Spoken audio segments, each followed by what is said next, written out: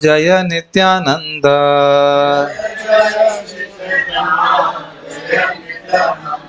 जय द्वैत चंद्र जय गौर भक्त वृंदा।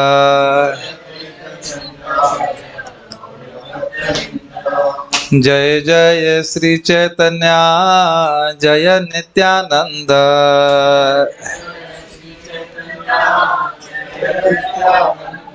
जय द्वैत चंद्र जय गौर भक्त वृंदा।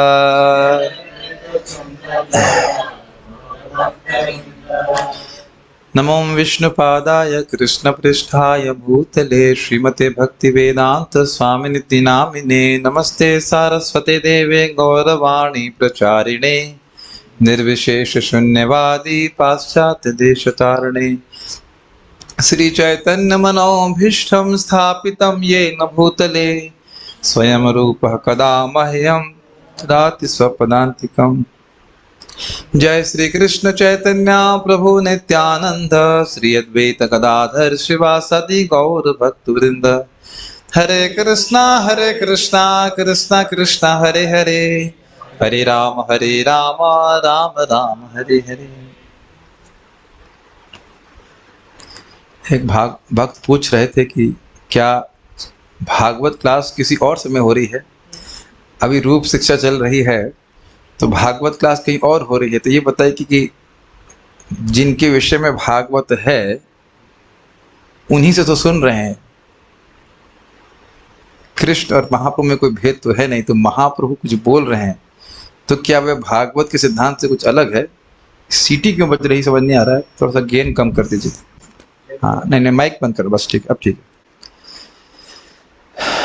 तो महाप्रभु की शिक्षा रूप गोस्वामी को जो है वह भगवत प्रेम प्राप्त करने के लिए तो है। भागवत क्या बोल रही, भगवत प्रेम ही जीवन का परम सार है। तो भागवत क्लास ही चल रही है, इसमें कोई अंतर नहीं समझना चाहिए। और फिर आप भागवत के श्लोक तो आप बीच बीच में देखते ही जा रहे हैं। अभी हम आगे जहाँ छोड़ा था वहां से पढ़ते हैं। अच्छा 177 में हमने पढ़ा था साधन भक्ति। नहीं हो पाया कनेक्ट, श्लोक क्यों नहीं दिख रहा है? हाँ जी, साधन भक्ति होते है रतिर उदय रति गाढ़ हैला तार प्रेम नाम कहे। तो साधन भक्ति करने से व्यक्ति के हृदय में भाव भक्ति यानी रति का उदय होता है। उदय मतलब पहले से ही है लेकिन प्रकट होता है। और रति जब गाढ़ हो जाती है तो उसको प्रेम कहते हैं। तो जनरली सामान्यतः हम प्रेम सुनते हैं और सोचते हैं कि प्रेम हाईएस्ट परफेक्शन है, उससे अधिक कुछ नहीं है। लेकिन इससे अधिक भी अवस्थाएं हैं। जैसे आप देख रहे हो ना, श्रद्धा से नेक्स्ट अवस्था है साधु संग, साधु संग की नेक्स्ट अवस्था है भजन क्रिया, फिर नेक्स्ट अनर्थ। ऐसे ही प्रेम के आगे की अवस्था भी है। भाव तक कैसे पहुंचे? साधन भक्ति के द्वारा। और उसमें आपने दो चीज मुख्य सीखी थी कि भुक्ति और मुक्ति की इच्छा को त्यागते हुए। अगर भुक्ति और मुक्ति की इच्छा होगी तो साधन करने के बाद भी भगवान में प्रेम उत्पन्न नहीं हो पाता है। तो साधक को विवेक का उपयोग करके इन इच्छाओं को त्याग करते हुए भगवान की भक्ति करनी चाहिए अगर वो प्रेम प्राप्त करना चाहता है। तो ये चीजें हैं, इसका आगे हम पढ़ते हैं। तो 178 को देखेंगे। प्रेम वृद्धि क्रमे नाम स्नेह मान प्रणय राग अनुराग भाव महाभाव होय। प्रेम वृद्धि में के क्रम में उनका नाम है स्नेह, पहला लेवल स्नेह, फिर मान, फिर प्रणय, फिर राग, अनुराग, भाव और महाभाव। महाभाव हाईएस्ट प्रेम का लेवल है। कितने गिन सकते हैं? कुछ नाम याद हो रहे हैं? स्नेह, मान, प्रणय, राग, अनुराग, भाव और महाभाव, यानी कि 7 स्टेज यहाँ पे। ठीक है, और इनका वर्णन मैं नहीं करूंगा क्योंकि अभी तो हम अनर्थ निवृत्ति में जूझ रहे हैं। तो स्नेह और मान आदि की डेफिनेशन मान के भी वही होगा जैसे मान लो बच्चा नर्सरी में पढ़ रहा हो ABCD और कहीं शेक्सपियर के बारे में क्या विचार है। तो इसलिए यद्यपि प्रभुपाद जी ने इसमें इनकी परिभाषा दी है लेकिन हमारे लिए उसका अभी कोई रेलेवेंस नहीं है। अगर सीख भी लिया कि स्नेह मान और प्रश्न करना चालू कर दिया उस व्यक्ति से जो भी अनर्थ निवृत्ति में जूझ रहा है तो क्या वो आपको उत्तर दे पाएगा? तो इसलिए हम क्या डिस्क्लेमर कर रहे हैं कि इनके विषय में हम कुछ नहीं जानते, और अगर डेफिनेशन पढ़ भी लेंगे तो भी कुछ नहीं समझ पाएंगे। तो इसलिए हम आगे बढ़ रहे हैं। इतना समझ गए कि इसका लेवल हायर हायर बढ़ता जा रहा है, बस इतना बात बोल रहे हैं। तो हम यहाँ पे क्लेम कर रहे हैं कि हमको ये नहीं पता है, और उसको पढ़ने का प्रयास भी किया तो मुझे समझ भी ज़्यादा नहीं आया। तो नहीं समझ में आया तो हम गलत ही बताएंगे, इसलिए अच्छा है कि हम नहीं बताएं। तो ये सब आप लोग जो योग्य हैं उसको पढ़ सकते हैं, तात्पर्य को पढ़ लीजिए। बस एक एग्जाम्पल दी जा रहा है, यही छे बीज इक्ष रस गोड़ा खंड सारा शर्करा सीता मिचरी उत्तम मिछरी आर। तो कह रहे हैं बीज और इक्षु, इक्षु मतलब गन्ना, गन्ने का रस, रस के और गाढ़ा हो गया गुड़, और गुड़ से गाढ़ा हो गया खंडसार, प्रपात कहते हैं चीनी, और चीनी से भी और अधिक मीठी हो गई शर्करा, और उससे भी अधिक मीठा सित मतलब कठोर मिश्री, फिर उसके बाद मिचरी और फिर उत्तम मिचरी। तो कहने का अर्थ है कि उत्तरोत्तर ये और अधिक मीठा होता जा रहा है। तो उत्तरोत्तर जैसे जैसे इस वस्तु में मिठास का वर्धन हो रहा है, ऐसे आप कह सकते हैं कि मिठास की प्रगाढ़ता बढ़ रही है। उसी प्रकार से जो पिछला श्लोक आपने सुना था, राग अनुराग स्नेह मान प्रणय इत्यादि, वह सब प्रेम की प्रगाढ़ता की स्तर है। हाँ, एक बात ध्यान देना होगा जो मैंने नहीं आप लोग के मन में रखा, आप श्लोक वापस देखिए, इसमें भाव शब्द आया है। तो आप कहेंगे भाव तो प्रेम की पहले वाला स्थिति है, लेकिन ये भाव वो वाला भाव नहीं जो प्रेम की पहले वाला है। ये देख रहे हैं ना, राग अनुराग भाव और महाभाव, तो ये जो भाव है ये अलग है, ये प्रेम के बाद वाला भाव है, ये विशेष प्रेम की स्थिति है। और यहाँ पे जो भाव की बात कर रहे थे रति की, वह भाव भक्ति की बात कर रहे थे जो प्रेम के पहले आती है। इसको प्रेम के एक अंशु कहा जाता है, प्रेम की किरण, प्रेम रूपी सूर्य की किरण जो पहली होती है उसे भाव कहते हैं। लेकिन यहाँ ये जो भाव है वो क्या है, प्रेम का उच्चतर स्तर है। इतना अंतर देखना होगा बस, बाकी सब बातें ऊपर से जा रही हैं। ए सब कृष्ण भक्ति रसेर स्थाई भाव, स्थाई भाव मिले यदि विभाव अनुभाव। ए सब कृष्ण भक्ति रसेर स्थाई भाव, क्या सब स्थाई भाव हैं? फिर 178 दिखाइए। देखिए, स्थाई भाव का अर्थ है भगवान के प्रति एक फिक्स्ड भाव, दास साख इत्यादि का फिक्स्ड भाव, स्थाई समझ गए। ये मेरा भगवान के प्रति भाव है। कृष्ण को देखूंगा तो इस नजर से देखूंगा, जैसे मैं करुणा मित्रों को देखता हूँ कैसे मेरे मित्र हैं। ये हमारा एक प्रकार का स्थाई भाव है। ऐसा तो नहीं कहेंगे मेरे दुश्मन है आज, ऐसे नहीं है। हमारा स्थाई भाव है कि ये हमारे मित्र हैं। तो कंस कृष्ण को कैसे देखता है? दुश्मन के रूप में। वैसे स्थाई भाव नहीं कह सकते कि वो कंस मतलब इटरनली कंस नहीं है, लेकिन हर जीव का एक शाश्वत संबंध है, तो वह है, ये सब स्थाई भाव कहे जाएंगे। स्नेह मान प्रणय राग अनुराग भाव महाभाव, ये सब स्थाई भाव कहा जाएगा। लेकिन इसके उत्तरोत्तर लेवल है। उत्तरोत्तर मतलब होता है डिग्रीज ऑफ, कह सकते हैं सुपीरियरिटी भी नहीं कहना चाहिए, डिग्रीज ऑफ एक्सीलेंस कह लीजिए, जब प्रगाढ़ता बढ़ती जा रही है। लेकिन सभी स्थाई भाव है। स्थाई भाव समझ में आ रहा है? फिक्स्ड भाव जो भगवान के प्रति है, ये बोल रहा है। और इनका विभाव और अनुभाव से मिलन हो जाता है। अनुभाव तो समझ गए होंगे, अनुभाव भगवान के प्रति जो प्रेम है वो जब क्रियाओं से मतलब बाहर प्रकट होता है तो उसको अनुभाव कहते हैं। तो ये सब बातें यहाँ पे बताई जा रही हैं। इसको समझाने में के लिए इसको हम थोड़ा सा पढ़ने का प्रयास करते हैं, थोड़ा थोड़ा समझने का प्रयास करते हैं, तो तत्व में समझने का प्रयास करेंगे। ये सारी अवस्थाएं मिलकर स्थाई भाव अर्थात भक्ति में सतत भगवत प्रेम कहलाती है। कौन सी अवस्थाएं बताइए?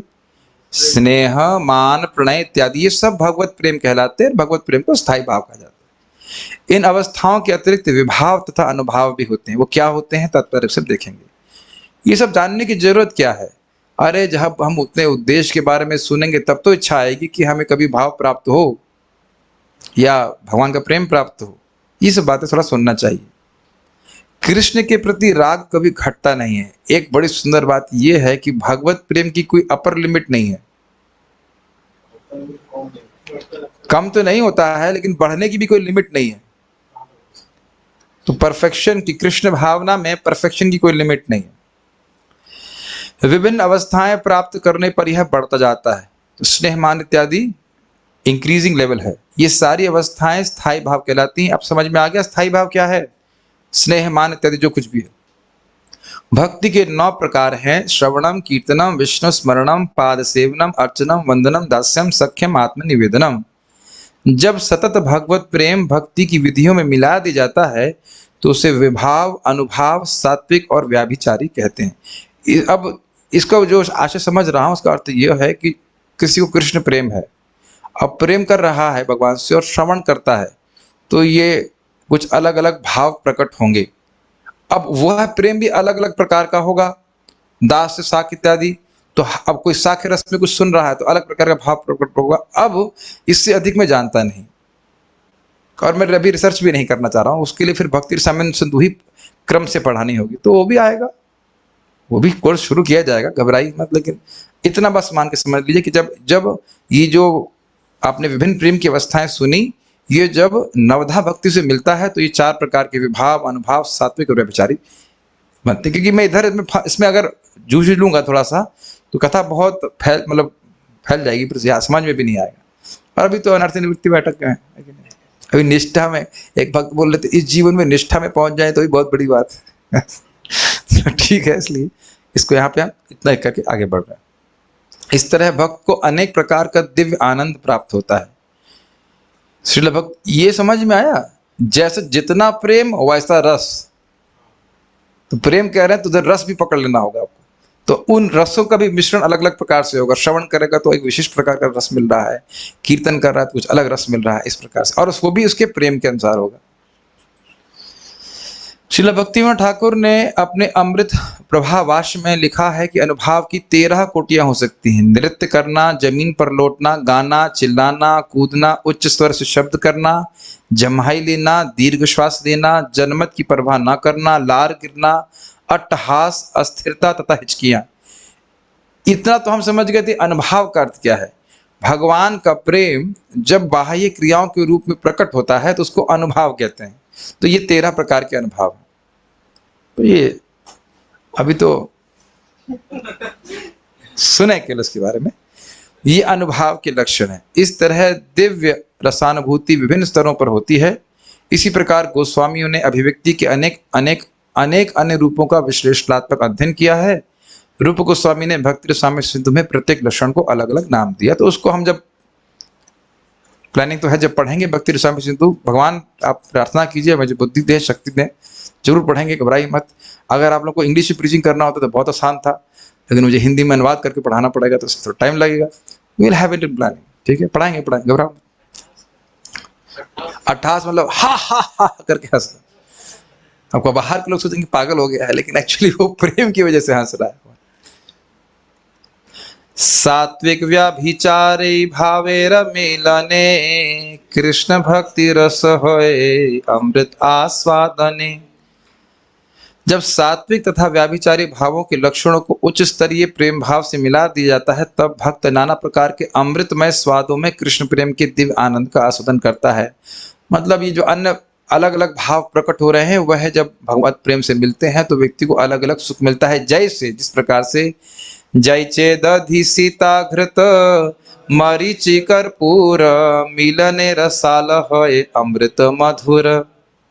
ये बहुत उसके एग्जाम्पल समझ में आएगा। इनके स्वाद दही, मिश्री, घी, काली मिर्च तथा कपूर के मिश्रण के स्वाद के तुल्य हैं और मधुर अमृत की भांति स्वादिष्ट होते हैं। देखिए, इसको समझने का प्रयास कीजिए।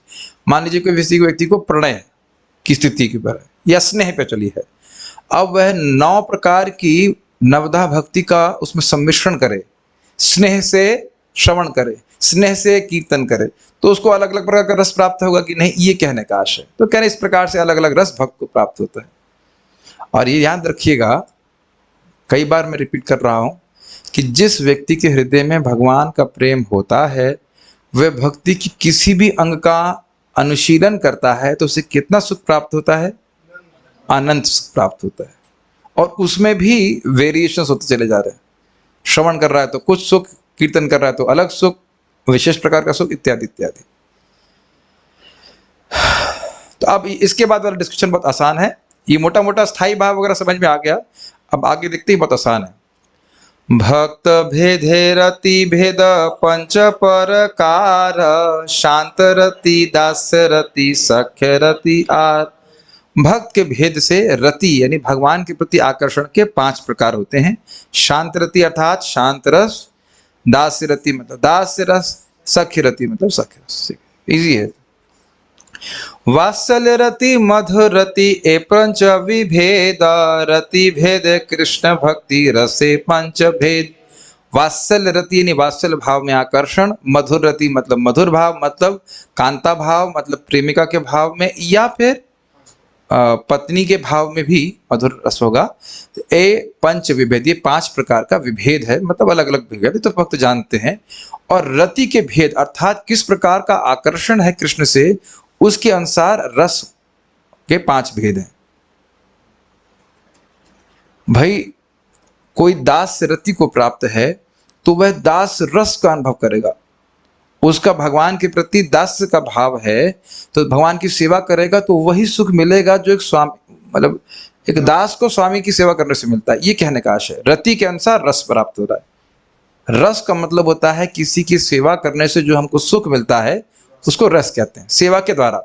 तो सेवा भाव के अनुरूप की जाएगी कि नहीं, कृष्ण मेरे स्वामी हैं तो कृष्ण स्वामी है तो दास भाव से सेवा कर रहा है तो सुख मिल रहा है। वैसे ये हम लोग अन्यत्र पहले चैतन्य चरितामृत में पढ़ चुके हैं कि दास भावना से ही भक्ति का सुख प्राप्त होता है।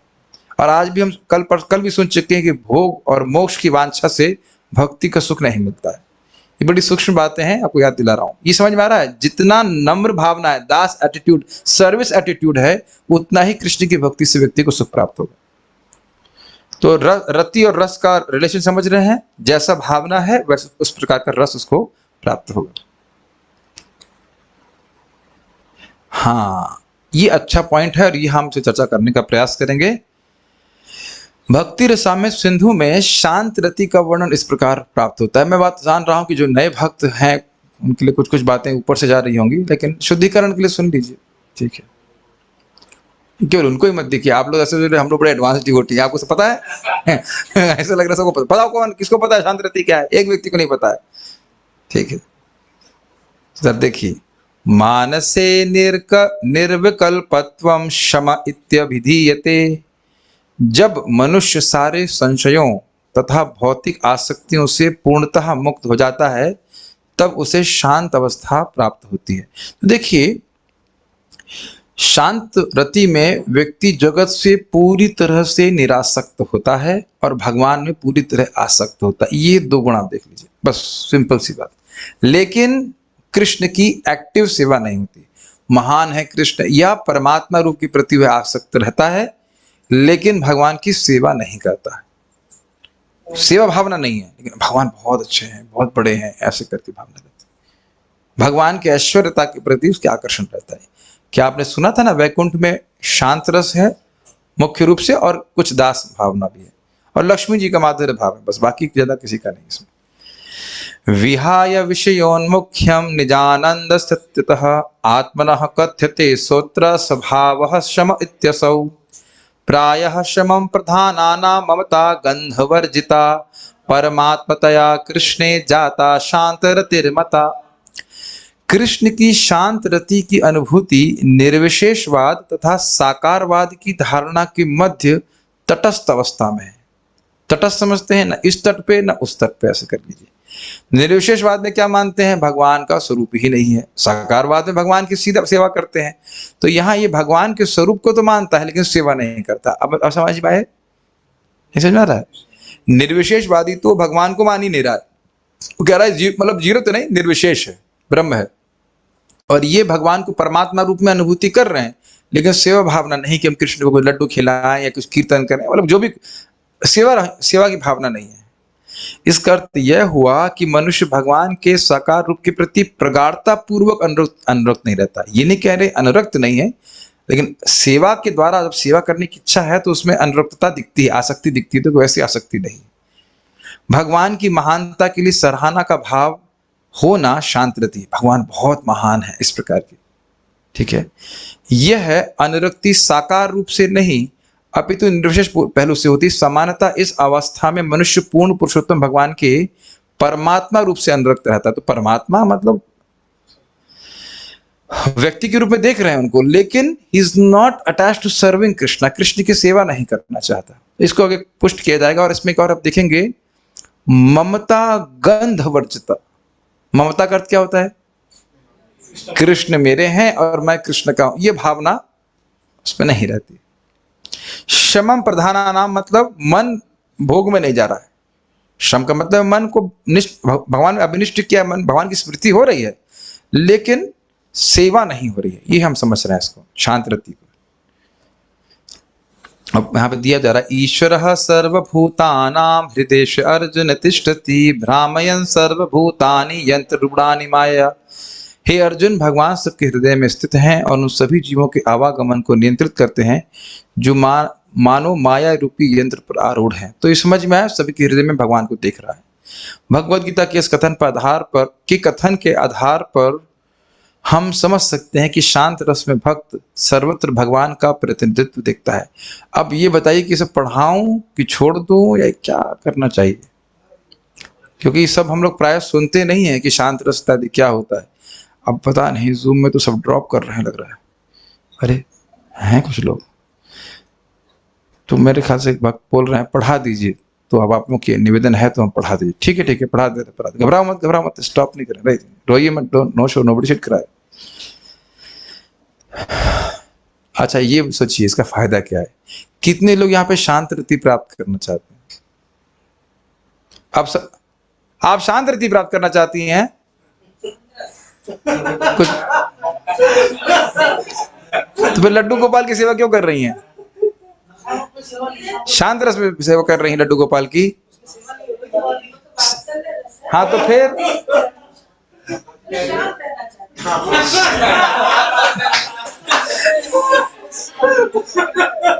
अरे ऐसा नहीं है।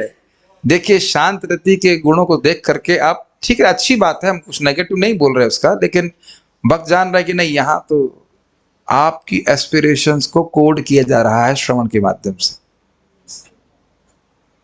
कम से कम दास तो होना ही चाहिए, मिनिमम कृष्ण की सेवा तो करे।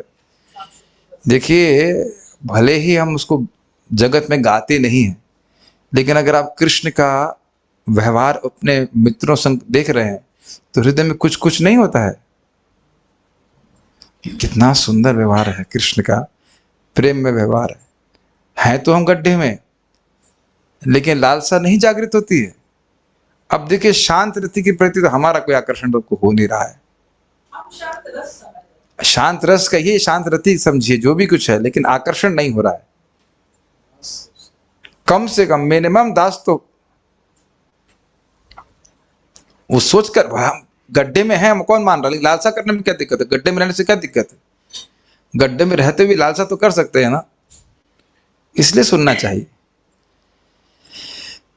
भक्ति रसामृत सिंधु में दास रति का व्याख्या इस प्रकार मिलती है, और इससे यह भी समझ में आ जाएगा कि बाहर की दुनिया में कितना भक्ति का विज्ञान जानते हो, और ये भी समझ में आएगा कितना गाढ़ और कितना गंभीर है भक्ति का विज्ञान, केवल भावुकता मात्र नहीं है। स्वस्माद् भवन्ति ये नूनास्तेनुग्राह हरेर्मताः आराध्यात्वात्मिका तेषां रतिः प्रीतिरतिरता तत्रासक्ति कृदन यत्र प्रीति संहारिणी हसौ। जब भगवान के अंतर्यामी रूप को समझ लिया जाता है और महान भक्त अपनी अधीनता को समझ लेता है, तो वह न केवल पूर्ण पुरुषोत्तम भगवान की शरण ग्रहण करता है, अपितु वह अपनी अधीन अवस्था के कारण वह सेवा करना चाहता है और इस तरह भगवान की कृपा का पात्र बनना चाहता है। स्पष्ट समझ में आया दासरथी में? भगवान महान है, मैं उनका अंश हूं, मैं उनका सेवक हूं, मैं उनकी सेवा करना चाहता हूं। तब यहाँ पे सेवा की भावना शुरू हुई। शांत रति में भक्त भगवान की सेवा करने के लिए अधिक उत्सुक नहीं रहता, स्पष्ट है, किंतु दास्य रति में वह स्वेच्छा से सेवा करना चाहता है। इस मनोवृत्ति के कारण दास्य रति में भक्त शांत रति की अपेक्षा भगवान की अधिक पूर्णता से अनुभूति करता है, अधिक सुख की अनुभूति करता है। जितनी अधिक सेवा भाव, उतना अधिक सुख भक्त को प्राप्त होता है। वह भगवान को पूजनीय व्यक्ति मानता है, जिसका अर्थ यह हुआ कि भगवान के प्रति उसकी अनुरक्ति बढ़ती जाती है। इस प्रकार दास रति की विशेषता है भक्ति परेशानुभव विरक्ति अन्यत्र चा। मतलब भगवान में भक्ति है और उस कारण से जितनी बड़ी हुई भक्ति है उसी प्रकार से भगवान का अनुभव प्राप्त हुआ, और जितना भगवान का अनुभव प्राप्त हो रहा है उसी कारण से जगत से विरक्ति बिल्कुल है। जगत से विरक्ति तो शांत रति वालों को भी है, लेकिन कृष्ण की सेवा नहीं है तो उतनी आसक्ति भगवान में नहीं है जितना कि दास रति में शुरू होता है। तो समझ रहा होगा, कोई कठिन नहीं इसमें। दूसरे शब्दों में, नहीं कुछ समझ में आ रहा तो बता दीजिएगा, ऐसे कोई हाँ बोलने की कुछ वो नहीं है। शांत रस गोलोक वृंदावन में भी है, जैसे कि धाम स्वयं शांत रस में है, और पेड़ पौधे बोले जाते हैं शांत रस में है, पक्षी बोले जाते हैं शांत रस में है, गाय भी हैं शांत रस में बोले जाते हैं, ठीक है। दूसरे शब्दों में, दास रति में भक्त भगवान की सेवा करने में अनुरक्त हो रहता है और वह भौतिक कार्यकलापों से विरक्त रहता है। बहुत स्पष्ट है। शांत रति ना तो भौतिक होती है ना आध्यात्मिक, किंतु दास रति अवश्य आध्यात्मिक स्तर पर होती है। तो आपकी एस्पिरेशन में कुछ अंतर आ रहा है कि नहीं? अब बनना है आपको शांत रस में। इस आध्यात्मिक अवस्था में भौतिक वस्तुओं के लिए कोई आसक्ति नहीं रहती। दास रति में भक्त को कृष्ण की सेवा के अतिरिक्त अन्य किसी प्रकार की आसक्ति नहीं रहती। ठीक है, कृष्ण की सेवा करना शुरू किया। सख्य रति, ये स्युतुल्यः मुकुन्दस्य ते सखायः सतां मताः स्याम्याद विश्रम्भ रूपेषां रतिः सख्यम् इहोच्यते। उन्नत भक्तों तथा विद्वानों के मतानुसार सख्य रति में भक्त अपने आप को पूर्ण पुरुषोत्तम भगवान के समकक्ष अनुभव करता है। यह सख्य भाव है। भगवान के साथ सख्य भाव होने के कारण भक्त न केवल भौतिक आसक्ति से मुक्त हो जाता है, अपितु वह पूर्ण पुरुषोत्तम भगवान के साथ समानता का व्यवहार करने में विश्वास करता है। एक बात जो आप शायद ध्यान नहीं दिए होंगे, शांत रस में भगवान जगत से एकदम निरासक्ति और भगवान में भी आसक्ति, लेकिन पूर्ण रूप से नहीं। दास रति में भी जगत से निरासक्ति, लेकिन भगवान से अब सेवा के द्वारा और अधिक आसक्ति। क्लियर? और दास भावना। साख्य रस में दास भावना है, जगत से निरासक्ति है, लेकिन कृष्ण की सेवा अब और आत्मीय भावना से कर रहे हैं और अधिक प्रेम से कर रहे हैं। प्रगाढ़ता का बात समझ में कुछ दिख रहा है? प्रगाढ़ता बढ़ रही है प्रेम की। जी ठीक है, यह सख्य रति कहलाती है। क्या इस जगत में भी थोड़ा थोड़ा अंदाजा नहीं है कि कोई सेवक है, उसके संग जो संबंध है और जो अपने प्रिय मित्र के संग संबंध है, उसमें अंतर आ जाता है। इस जगत में भी आप देख रहे हैं कुछ प्रेम, मान लीजिए सेवक प्रेम से भी सेवा कर रहा है, यहाँ तो कोई बिना पैसे की सेवा नहीं करता है, लेकिन मान लो प्रेम से भी कर रहा है, फिर भी आप देखेंगे कि सेवक और स्वामी में कुछ संकोच होता है, लेकिन मित्र में तो संकोच नहीं होता है। ये आप हर व्यक्ति समझ रहा है, एक अंदाज देने के लिए बोल रहा हूँ। इस जगत की दोस्ती आप कभी भी आध्यात्मिक जगत की दोस्ती से कंपेयर नहीं कर सकते हैं, लेकिन एक अंदाज देने के लिए बोल रहे हैं। देखिए, मैं बार बार ये बोल रहा हूँ कि सब लक्ष्य, ये साध्य सुनने से हमारी साधना बहुत गंभीर करने की प्रेरणा हमको मिलती है। और पता नहीं आप मुझसे देख पा रहे हैं कि नहीं देख पा रहे हैं, लेकिन ये जीवन एक छोटा सा पड़ाव है एक बहुत लंबी यात्रा का। उस यात्रा का अंत है कि हम कृष्ण प्रेम प्राप्त करें, इस प्रकार के रस को अनुभव करें, अब चाहे कितने भी जन्म मिले, और कृष्ण के संग हमेशा हमेशा के लिए उनके संग हो जाएं। ये एक बहुत बड़ी यात्रा है। अगर इस प्रकार से हम देखने लग जाएंगे, जो कि सभी लोगों के लिए संभव नहीं होता है, तो रोजमर्रा की जो छोटी मोटी चीजें हैं, जो द्वैतता है, उसके प्रति हम अभिनिविष्ट नहीं होंगे। मेरी हिंदी समझ में आ रही, मैं क्या कह रहा हूँ? कभी देखिए अपने जीवन को, पूरा दिन भर में कुछ श्रवण करते हैं तो याद आता है, अरे हम तो इसके लिए भक्ति करने के लिए आए थे। नहीं तो हम भूल ही जाते हैं पूरी दुनिया में जो व्यक्त जीवन जी रहे हैं, बस उसी को देखते रहते हैं, उसी में एब्जॉर्ब रहते हैं, है ना? और यही पिछले जन्म में किए थे उसका तो आप नतीजा देख ही रहे हैं। ये कम से कम कुछ तो समय शाम को यदि सोचे कि हाँ भाई ये जीवन के लक्ष्य हैं और ये सब प्राप्त है लोगों को गोलोक में, यह सख्य रहती कहलाती। समझ में समान व्यवहार करता, तुम्ही कौन बड़ो लोग, तुम्ही आमी सब। दास भावना वाला व्यक्ति कभी कृष्ण के कंधे पर चढ़ पाएगा क्या? लेकिन आप लीला सुन चुके हैं प्रलंबासुर वाली। सख्य रति में भक्त इतना ऊपर उठ जाता है कि वह भगवान को समान स्तर पर मानकर उनसे हास परिहास करता है। एक बार कृष्ण को एक भक्त कहता है, सखा सखा कृष्ण, मेरी माँ ने तुम्हारे लिए बहुत सुंदर लड्डू बनाया है, क्या खिलाओ? नहीं, आंखें बंद करो तब खिलाऊंगा। आंखें बंद कर कृष्ण मुंह खोलते हैं, आ करके वो मुंह में फूल फेंक देता है। बताइए कोई ऐसा साहस कर सकता है भगवान के साथ? हम लोग हंस रहे हैं, लेकिन सब किसके संग हो रहा है ये बताइए। और फिर कृष्ण भी हंस रहे हैं और बाकी सब भी हंस रहे हैं, बताइए। ये है, और कृष्ण को सुख भी मिल रहा है इसमें। तो ये चीज है। भोजन थाली देख के आए थे ना, कैसे वहां पर सब लोग खा रहे हैं, कूद रहे हैं सब करके। यहां तक कि कोई कृष्ण को लड्डू खिलाना चाहता है लेकिन देता नहीं है। तो कह रही मेरी, वो खा रहा है, कह रहा है मेरी माँ ने कितना अच्छा लड्डू दिया है, कितना मीठा है, मैं तो किसी को नहीं दूंगा। उसकी इच्छा है कि कृष्ण खा ले, कहते मैं किसी को नहीं दूंगा, कोई मांगेगा भी तो भी नहीं दूंगा। तो कृष्ण कह रहे मित्र दे दो, दे, नहीं नहीं नहीं दूंगा। तो कृष्ण छीन करके उसका झूठा लड्डू खा, उसके मुंह से निकाल के खा लेते हैं। कितना प्रेम है बताइए। तो प्रेम का अधिक है, तो कृष्ण को भी सुख मिल रहा है और भक्त को भी सुख मिल रहा है। जान रहे, अंदर से चाह रहा है कि खाएं, लेकिन बाहर से बोलेगा नहीं मैं किसी को नहीं दूंगा, अरे कितना मीठा है, कितना बढ़िया, नहीं दूंगा, अरे मित्र दे दो दे दो, नहीं नहीं, और वो छीन के कृष्ण ले लेते।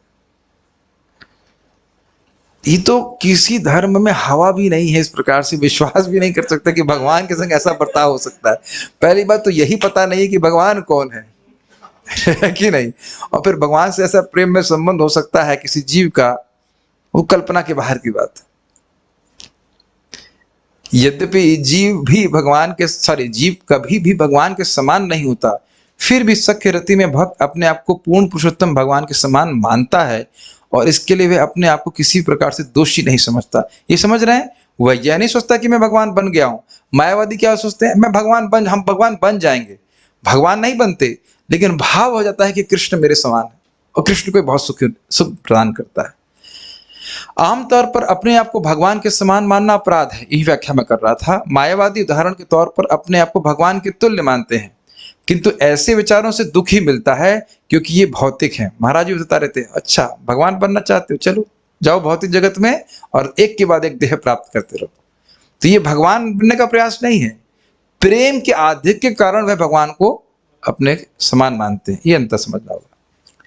किंतु सख्य रति शुद्ध भक्त द्वारा मन में अनुभव किया गया भाव है, और भक्त इसी भाव में पूर्ण पुरुषोत्तम भगवान से नित्य जुड़ा रहता है। स्पष्ट है, वात्सल्य रति देखते हैं।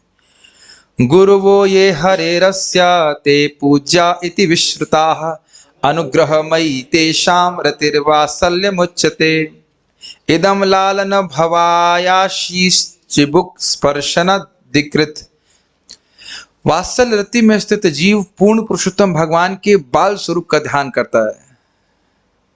इति तेव पुरनाथ गोपाल बालम सदा मनस्याविरस्तम कि मन्ये।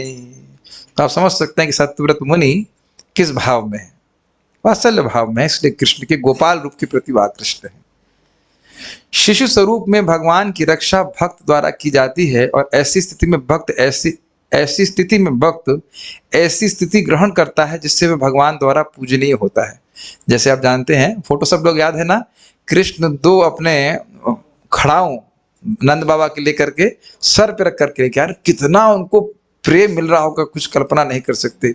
या कृष्ण, छोटे कृष्ण को कहते हैं, बाल कृष्ण को कुछ लेके आओ, वो जाएंगे उस वस्तु के पास, उठाने का प्रयास करेंगे, फिर हाथ ऐसा करेंगे मेरे से नहीं उठ रहा है, जो पूरे जगत को उठाए हुए हैं, कहते हैं मेरे से नहीं उठ रहा है, मेरे से नहीं उठ रहा है, बोलते भी नहीं है, खाली इशारा कर रहे हैं।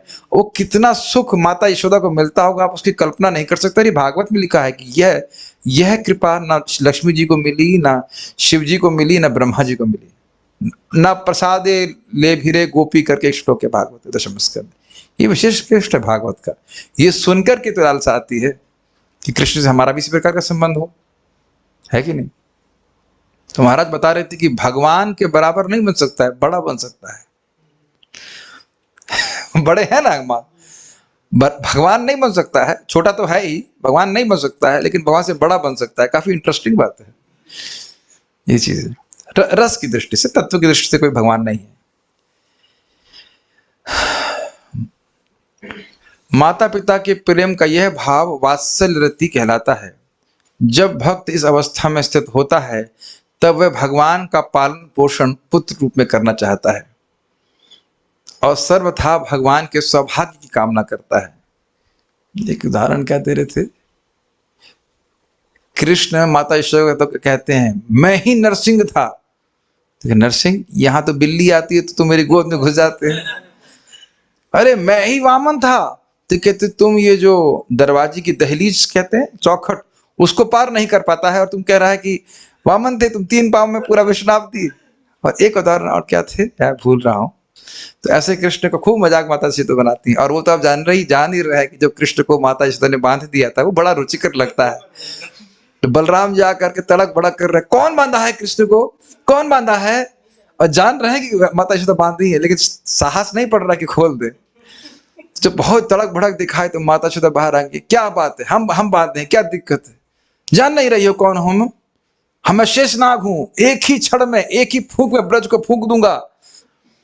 बड़े स्टाइल से बोलते। तो माता यशोदा कह रही है, तो ये कौन है? ये परम पुरुषोत्तम भगवान श्री कृष्ण है, ऐसे ऐसे वैसे। तो माता यशोदा छड़ी दिखा के कहती है, सारे अवतार मेरे घर में आ रहे हैं। क्या हमारा घर विशेष है कि सारे अवतार यहाँ प्रकट होंगे? चलो भागो यहाँ से। तो भाग जाते हैं बलराम जी तुरंत वहां से। फिर माता यशोदा चली जाती है। फिर कृष्ण करके रो रहे हैं। बहुत अच्छा लगता है। महाराज बोलते हैं, बलराम जी कहते हैं, अब भोगो अपना कर्म। तुमको मना किया था चोरी मत करो मक्खन की, क्यों किए? और फिर याद दिला रहे हैं कि पेट बांधा है, हाथ नहीं बांधे हैं, लेकिन कृष्ण का सामर्थ्य नहीं किसी खोल सके। तो ये सब बातें वात्सल्य रति की होती है। या फिर देखिए, जैसे कृष्ण को गोद में उठाते हैं माता नंद महाराज, उनका सिर सूंघते हैं, उनको आशीर्वाद देते हैं। या वो गर्गाचार्य जी को कहते हैं, अरे गर्गाचार्य जी आप आए हैं, हमारे 2 बच्चे हैं, इनका नामकरण संस्कार कर दीजिए। कितना उनको प्रेम लग रहा होगा। उस समय तो कृष्ण का नाम भी नहीं हुआ इतना। जब भी मैं किसी छोटे बच्चों को देखता हूं तो हम लोग के हृदय में कुछ कुछ वात्सल्य भाव आता है, इतना प्रेम लगता है, कितना प्यारा बच्चा है। तो सब मन में विचार आता है कि इसके प्रति ऐसा वात्सल्य भाव आ रहा है, हम जैसे सूखे ब्रह्मचारियों के, हार्ड हार्टेड ब्रह्मचारी हृदय में। तो अगर सूखा होना जरूरी है, ब्रह्मचारी करते सूखा नहीं होगा तो ब्रह्मचारी नहीं रह सकता, जरूरी है सूखा होना थोड़ा सा। तो सोचिए कि कृष्ण के प्रति कितना वात्सल्य भाव गोपियों का और माता यशोदा का आता, हम कल्पना नहीं कर सकते। इस वात्सल्य रस का अनुभव करने के तो संतान उत्पन्न करते हैं। बाकी तो संतान क्या करती है वो तो सब जानते ही हैं, दिक्कत नहीं है, बहुत परेशान करते हैं। लेकिन वो छोटा बच्चा जो पापा मम्मी करता है, उस प्रकार से कितना बच्चों लोगों को सुख मिलता है कि नहीं? और वो सुख भगवान कृष्ण ने पूरा 1 साल गोपियों को दिया है कि नहीं? ब्रह्म विमोह लीला में गायों को भी दिया। ये बात ध्यान रखिए कि सब हमारे कान में जा रहा है तो किसी प्रयोजन से ही जा रहा है। दुनिया में अरबों लोग हैं ऐसे जिनके कान में स्पर्श भी नहीं हो रही है इंफॉर्मेशन, ठीक है? यह वह भगवान के पांव तथा सिर छूकर उन्हें आशीर्वाद देता है। एक बात समझ लीजिए कि इनको ये सब सुनने से हमें क्या फायदा होगा? हरे कृष्ण मंत्र करने का उद्देश्य चेंज हो जाएगा। बस ज्यादा व्याख्या की जरूरत नहीं, समझ में आ जाएगा।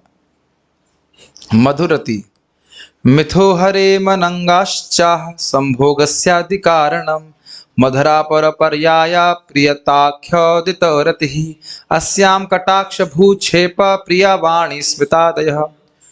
मधुर रति की अनुभूति जो पूर्ण पुरुषोत्तम भगवान तथा व्रजभूमि की तरुणी गोपिकाओं के बीच होती है, निरंतर 8 प्रकार की स्मृतियों से बनी रहती है।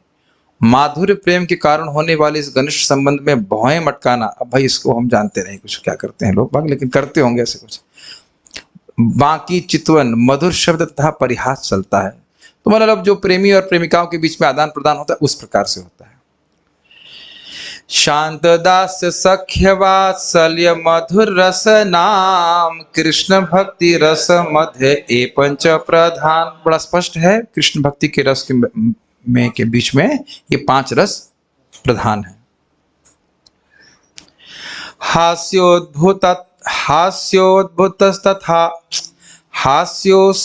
हास्योद्भुतस्तथा वीरः कर्णो रौद्र इत्यपि भयानकः स भीभत्सः इति गौणश्च सप्तधा। तो कह रहे हैं कि ये 5 मुख्य रस हैं, इसके अलावा 7 गौण रस हैं। हंसी, हास्य मतलब हंसी, अद्भुत रस, वीर रस, करुण रस, रौद्र रस, भयानक, विभत्स, ये होते हैं। ये तात्पर्य पे देख लीजिए, उसका तात्पर्य लिखा नहीं है इसमें, लेकिन जैसे मान लीजिए कोई सखा है, अब वह भक्त कृष्ण के संग कुछ लीला चल रही है और उसको देख करके वो हंसने लगा, तो हास्य रस हमेशा नहीं है, और उस समय के लिए हुआ। या मान लीजिए जैसे कि आप देखिए कि बकासुर कृष्ण को निगल गया, तो अब जो सख्य रस वाले भक्त हैं उनके लिए तो बहुत भयानक बात हो गई। तो ये भयानक रस हमेशा अनुभव नहीं हुआ, एक विशेष घटना के समय उपस्थित हुआ, फिर वह तिरोहित हो गया। सख्य रस हमेशा रहा कि नहीं, ये मेरे सखा है, लेकिन एकदम से बकासुर ने कृष्ण को खा लिया तो उसको एकदम भयानक बात लग रही। या फिर जैसे जैसे देखिए आप वो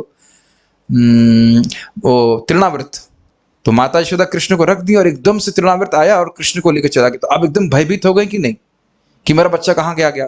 तो वो वात्सल्य रस तो है उसमें, फिर अब ये रस भी मिश्रित हो गया या प्रकट हो गया, ऐसे कह लीजिए। ओके, ऐसे कि भीष्म देव का दास्य भाव है भगवान के प्रति, लेकिन जब बाण मार रहे हैं तो वीर रस में मार रहे हैं। हमेशा तो कृष्ण को बाण नहीं मार रहे हैं ना, तो एक परिस्थिति विशेष में वह रस प्रकट होता है, तो हमेशा नहीं प्रकट होता, इसलिए कह रहे 5 रस मुख्य है।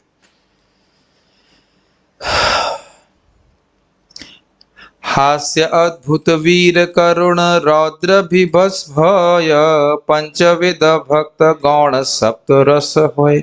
बहुत स्पष्ट है, 5 प्रकार के भक्त, उनमें ये 7 प्रकार के रस गौण रस प्रस्तुत हो जाते हैं परिस्थिति विशेष में, कोई लीला विशेष के अनुसार।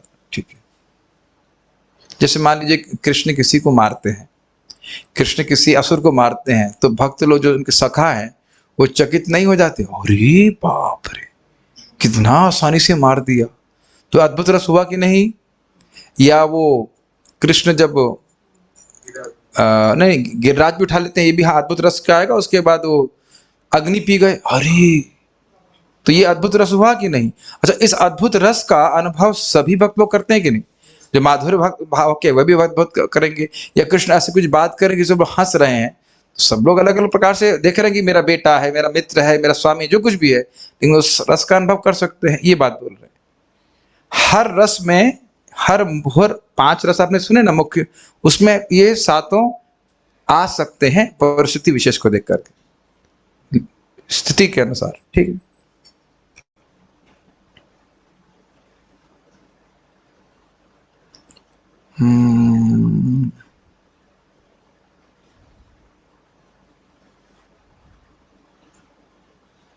बहुत लंबा तात्पर्य है, पढ़ लें।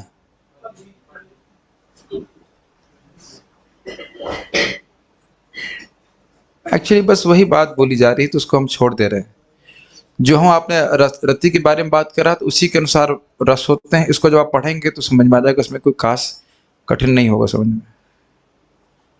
यहाँ पे अलग अलग समय में अगर आप चाहें तो मैं पढ़ सकता हूँ उसको। और यहाँ पे प्रभुपाद जी विभिन्न रसों का वर्णन कर रहे हैं कि हास्य रस क्या होता है, रौद्र रस क्या होता है। और मैं सोच रहा हूँ उसको हम छोड़ दे रहे हैं, क्योंकि बहुत लंबा है और इसको आप भक्ति संतोषी आपने से आप 187 का तात्पर्य स्वयं से पढ़ लीजिएगा, वो आसानी से समझ में आ जाएगा, कोई कठिन बात नहीं। जो हमने पहले चर्चा कर रही थी उसी को रिपीट करके फिर गौण रसों का वर्णन किया जा रहा है। पंचरस स्थायी व्यापे रहे भक्त मने, सप्त गौण आगंतुक पाइय कारणे।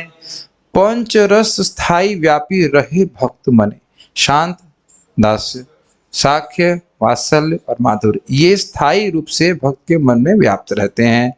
सप्त गौण आगंतुक पाइय कारण, स्पष्ट बोल समझ में आया। आगंतुक मतलब आ जाते हैं, कोई कारण प्राप्त करके ये 5-7 रस आ जाते हैं, हमेशा वह विद्यमान नहीं रहते, हमेशा भक्त हंसता नहीं रहता है।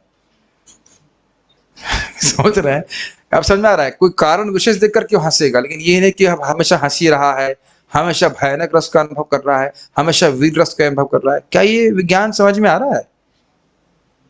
सिंपल है। अरे अब मान लो आपका इस जगत पे कोई मित्र है, तो क्या हमेशा ही हंसते रहते हैं? अभी हंसे कि नहीं? तो आप पूरे टाइम क्लास में हंसते ही रहते हैं, ऐसा तो नहीं है। इस क्लास में भी कभी आप हंस रहे हैं, कभी मैं डांट देता हूँ, कुछ अलग अलग रस का अनुभव कर रहे हैं। तो आप देख सकते हो कि भक्त अपने मित्र का एग्जाम्पल ले लेंगे, समझ में। आपका कोई मित्र है, कभी आप हंसते हो, कभी आपको कुछ से बातचीत कर रहे हो तो क्या वो बात थी, ये था, आज भी अद्भुत रस का अनुभव करते हैं। तो व्यक्ति वही है, अब ये देख रहे हैं मेरा मित्र है, लेकिन किसी कारण की वजह से अलग अलग रसों का अनुभव करते हैं। जैसे मान लीजिए कोई किसी की पत्नी है तो प्राय विभत्स रस का अनुभव करता है। मजाक कर रहे हैं, ऐसा नहीं कहना चाहिए, इतना मजाक नहीं करना चाहिए। क्षमा कीजिएगा, इतना मजाक नहीं करना, ठीक, सॉरी सॉरी सॉरी, ठीक है। वो सन्यासी लोग खूब मजाक बनाते हैं। पहले चंद्रमुखी,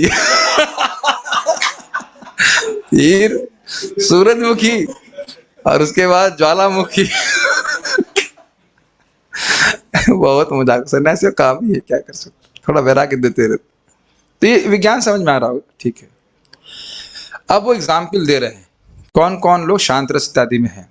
शांत भक्त नव योगेंद्र सनकादि आर, दास्य भाव भक्त सर्वत सेवक अपार। शांत भक्त कौन है? एग्जाम्पल के लिए नव योगेंद्र यानी कि जो महाराज ऋषभदेव के बेटे थे ना, ऋषभदेव के बेटे थे, तो 100 बेटों में से 9 हैं वो परमहंस हुए, तो इनको नव योगेंद्र कहा जाता है।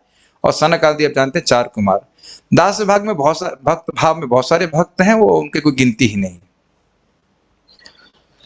सख्य भक्त श्री दामादि पूरे भीमार्जुन, वात्सल भक्त पिता माता यत गुरुजन।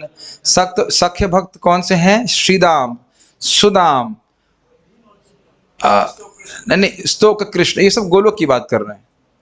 और पूरे मतलब द्वारकापुरी में भीम और अर्जुन भगवान श्री कृष्ण के मित्र के भाव में है। युधिष्ठिर कौन से भाव में है?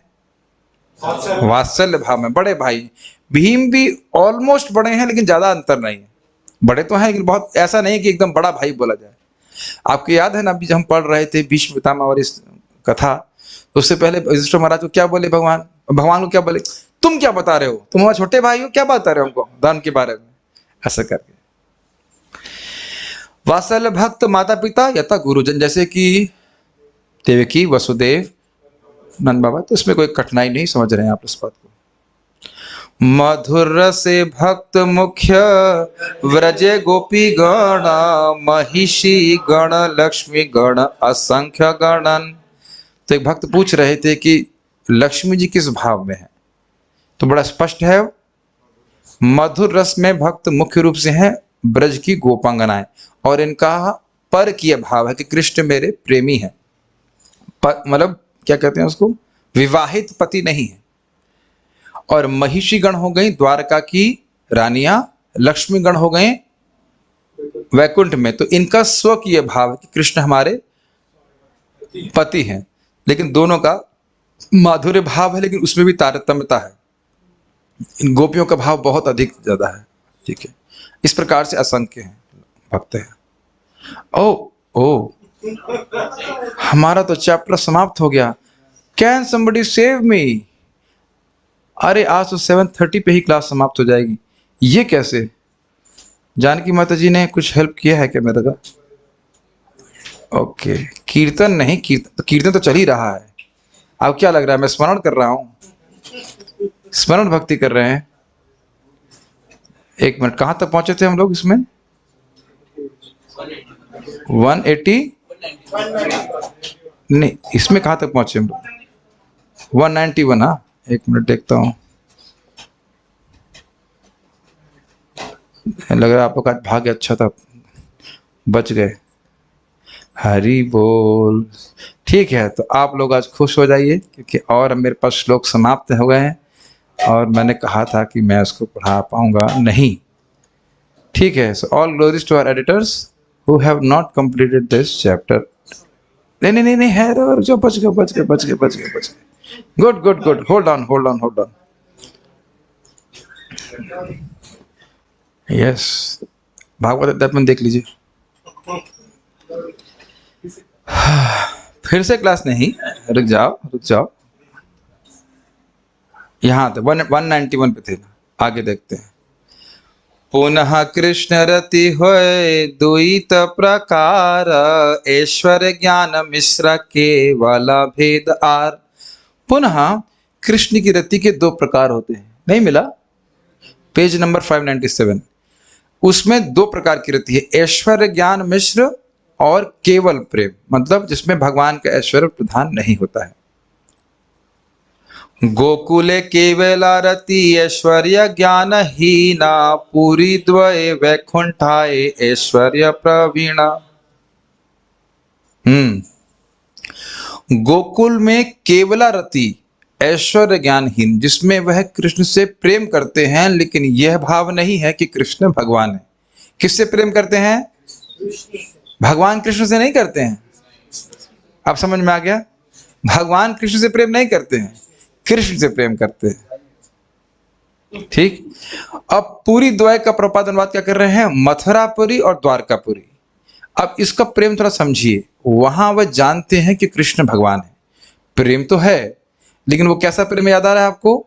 जैसे घी, अगर घी किसी मर्तबान में रखा हुआ है, ये बोतल से समझ में आएगा, दिखाइए। ये मान लीजिए एक बोतल है, सबको दिख रहा है बोतल, ऐड नहीं दे रहा हूं, ठीक है, ओके। अब इसमें आपको पानी भी दिख रहा है पिघला हुआ, ठीक है। अब अगर इसमें सोने का एक सिक्का डाल दीजिए और मानो कि इसमें घी भरा हुआ है, यही कलयुग में चल रहा है, पानी को घी की तरह बेच रहा है लेकिन घी भरा हुआ है, अगर घी जमा रहे तो क्या आपको वो सिक्का दिखाई पड़ेगा? लेकिन घी अगर पिघल गया तो सिक्का दिखने लगा। तो मथुरा और द्वारका में प्रेम इसी प्रकार का है।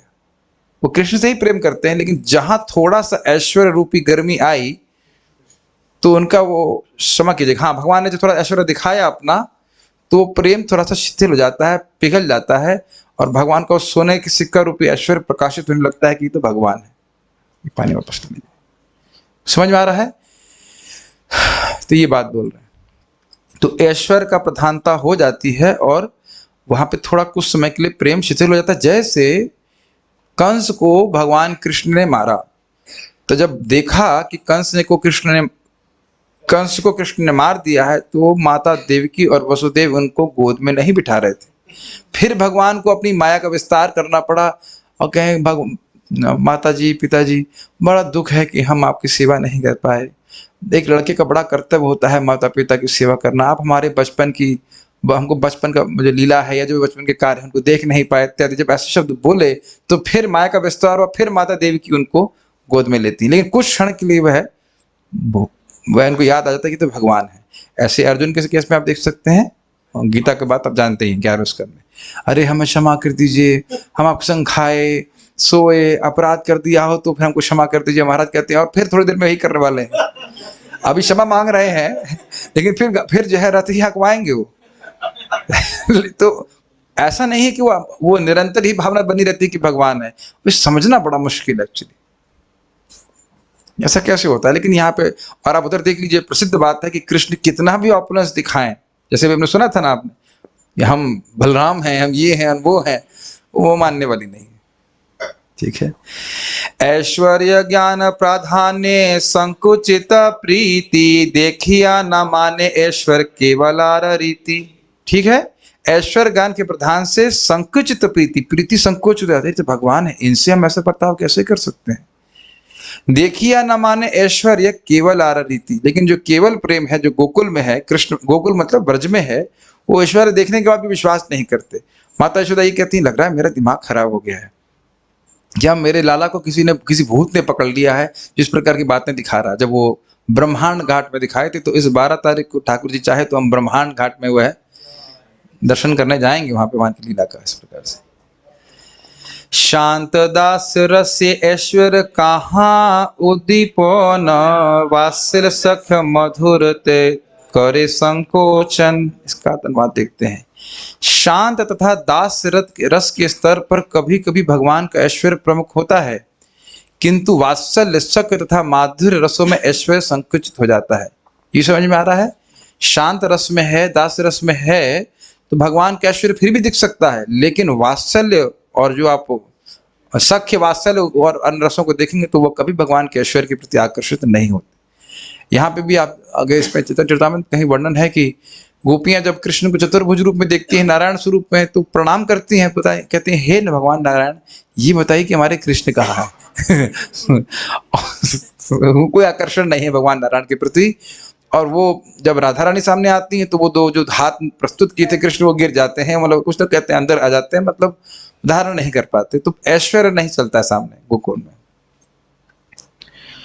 आप सुनी चुके हैं ना, तुम्ही कोनो बड़े लोग आम तुम्ही आमी सम, तुम कौन बड़े बाप की लड़की हो, हम दोनों बराबर हैं। कृष्ण कहते हैं अरे मैं हार गया हूं, मान लो हार भी जाऊं तो मैं तुमको उठाऊंगा, मैं राजा का लड़का हूं। कहते हैं राजा का लड़के हो गए तो घर पे, यहाँ पे नहीं हूं। तो अब देख रहे हैं कुछ कितना अच्छा, ये देख रहे हैं आप कितने बड़े बड़े असुरों को मारते हैं कृष्ण, फिर भी ये नहीं मानते कि भगवान है। कोई सखा नहीं मान रहा है कि भगवान। बहुत कहते हैं हमारा दोस्त देखो कितना शक्तिशाली है, यही भावना उनकी रहती है। ये बारंबार जब सुनेंगे तो गोलोक जाने की इच्छा होगी ना। टिकट कितने रुपए का भी हो, टिकट वहीं का कटेगा। Make sense? वसुदेव देवकी कृष्ण चरण वंदीला, ईश्वर ज्ञाने दुहार मने भय होइला।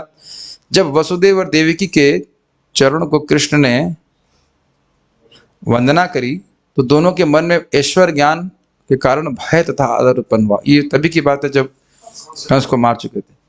देवकी वसुदेवश्च विज्ञाय जगदीश्वरौ कृत संवदनौ पुत्रौ सस्वजातेन शंकितौ। जब देवकी तथा वसुदेव ने समझ लिया कि उन्हें प्रणाम करने वाले उनके दोनों पुत्र कृष्ण तथा बलराम पूर्ण पुरुषोत्तम भगवान हैं, तो भयभीत हो उठे और उन्होंने उनका आलिंगन नहीं किया। कब की बात है? 44वें अध्याय में मारे होंगे भगवान। यस, हाँ यही बोल रहे हैं, कंसवध की घटना के बाद है। हाँ, तो उसको मारा, कंस को मारा, और वो समझ गए कि भगवान है। तो ये बोल रहे हैं माता पिता दोनों अपने पुत्रों का आलिंगन करना चाहते थे, किंतु वे जान गए कि कृष्ण तथा बलराम पूर्ण पुरुषोत्तम भगवान है, अतः वे उनका आलिंगन करने में संकोच का अनुभव कर रहे थे। तो ये कहाँ हो रहा है? क्लियर समझ में आ गया? द्विपुरे, मथुरा और द्वारका में ऐसा होता है।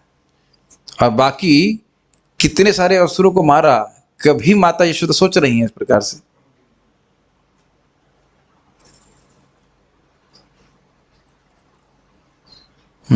एक छोटी सी घटना जो तृणावर्त के संबंध में है, बड़ी विशेष बात महाराज जी समझाए थे।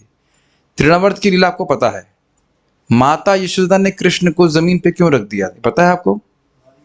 भारी हो गए थे, तो वजन नहीं उठ रहा था इसलिए रख दिया ना। ये बात नहीं थी, वो सोच रही थी कि इतना वजन बढ़ गया है, कहीं मुझसे गिर गया बच्चा तो क्या होगा। अपने दुख की चिंता नहीं कर रही थी, लेकिन कहीं मुझसे उठ नहीं रहा है, चोट लग जाएगी, एक बात थी। दूसरा बात, जब वो बवंडर आया था तो वह कृष्ण को जिस तरह से रखी थी, वो वजन दे करके रखी थी कि वजन बहुत अधिक है, तो यह नहीं सोच रही थी कि वो उड़ गया होगा, इसलिए चिंतित नहीं थी। वो उनको ये लग रहा था बवंडर है, कहीं कृष्ण की आंखों में ये सब धूल इत्यादि न चले। तो आप देख रहे हैं वात्सल्य रसी चल रहा है कि नहीं, चिंता कर रही हैं कृष्ण के बारे में। और इससे पहले भी पूतना को मार चुके हैं कृष्ण, तृणावर्त से पहले कृष्ण मार चुके हैं, लेकिन कभी विश्वास नहीं करने वाले हैं।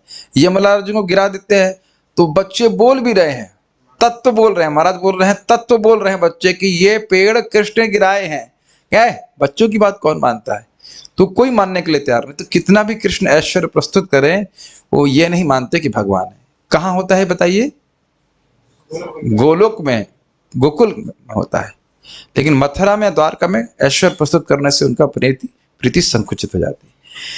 कृष्णेर विश्व रूप देखी अर्जुन हैला भय, सख्य भावे धार्य धार्ष्ट क्षमापय करिया विनय। बड़ा स्पष्ट है, कृष्ण के विश्व रूप को देखकर अर्जुन के मन में भय हो गया। सख्य भावे धार्य धार्ष्ट, इसका क्या हुआ अर्थ? सख्य भाव धार्य तो होना ही नहीं चाहिए, शब्द यहाँ पे है ही नहीं। सख्य भाव धार्ष्ट होता है, मतलब धृष्टता क्षमा, धृष्टता के लिए कि सख्य भाव में जो उन्होंने धृष्टता करी उसके लिए क्षमा अपना करने लगे। ठीक है। सखेति मत्वा प्रसभम यदुक्तम, हे कृष्ण हे यादव हे सखेति, अजानता महिमानादवेदम, मया प्रमादात् प्रणये न वापि, यच्चावसाहार्थमसत्कृतोऽसि, विहार शय्यासन भोजनेषु एकोतवाप्याच्युत तत्समक्षम तच्छामये त्वाम अहम अप्रमेयम। तो ये इसका अनुवाद पढ़ने से समझ में आ जाएगा। श्लोक समझ में आ रहा है क्यों कोट कर रहे हैं जी। मैंने आपकी महिमा न जानने के कारण और आपको मित्र समझकर हे कृष्ण, हे यादव, हे मित्र कहकर संबोधित किया। अगर समान भाषा में कहें अरे यार मित्र, यार यार कहने का मतलब होता है ना, यारी यार ऐसे लोग बोलते हैं, तो ये तो एक बड़ी इनफॉर्मल लैंग्वेज हुई ना। कृष्ण को, भगवान को मित्र कहना इस प्रकार से, तो कह रहे मैंने पागलपन या प्रेम में जो कुछ भी किया है कृपया करके उसके लिए क्षमा कर दे। लेकिन फिर वही महाराज की बात याद आती है, अभी क्षमा मांग रहे हैं, फिर रथ वकवाएंगे, फिर भगवान अपना प्रेम का विस्तार कर देंगे, फिर वो भूल जाएंगे कि तो भगवान है ऐसे ऐसे। मैंने एक ही बिस्तर पर लेटे हुए परिहास में, सोचिए क्या भाग्य है अर्जुन का। Can you imagine just sleeping next to Krishna. बहुत प्रेम करते थे कृष्ण अर्जुन से। महाराज बड़ा सुंदर बताते हैं कि हस्तिनापुर की रानियां कहती कि कितना अच्छा होता कि अर्जुन स्त्री होते न। क्यों कहते, कृष्ण रानी बना लेते, शादी करके कम से कम द्वारका में तो रहते, क्योंकि प्रायः कृष्ण अर्जुन के नाते हस्तिनापुर में ही पड़े रहते थे। कितना आपने को उसमें कुछ विशेष नहीं लग रहा ना आप लोगों को? क्या विशेष लग रहा है? महाराज बहुत सुंदर बताते हैं कि इस जगत में पत्नी सुंदर भी ना हो, अब और तो कठोर शब्द नहीं कह रहे, लेकिन कम से कम कठोर शब्द भी बोलती हो, फिर भी व्यक्ति छोड़ नहीं पाता। और यहां इतनी सुंदर एक नहीं 16,108 रानियां, और उनको छोड़कर वह अपने मित्र अर्जुन के संग हैं। अब बताइए कि अर्जुन से कितना प्रेम रहा होगा। वो हम लोग मतलब हम उसको हटा भी नहीं सकते अपनी छोटी सी बुद्धि में। तो यही कह रहे हैं, उनके संग लेटते थे वो।